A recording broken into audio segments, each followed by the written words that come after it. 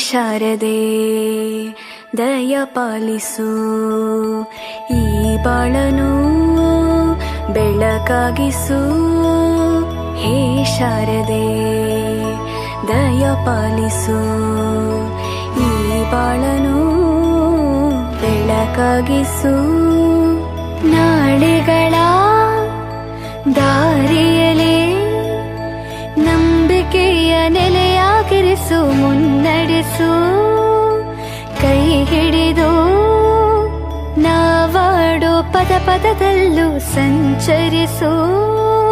ಹೂವಲ್ಲಿ ಜೇನು ಗುಡಿ ಕಟ್ಟದೇನು, ನೀರಲ್ಲಿ ಮೀನು ಅಡಿ ಮುಟ್ಟರೇನು, ಆ ದೈವದಾಜ್ಞೆನೇ ಎಲ್ಲಾನು.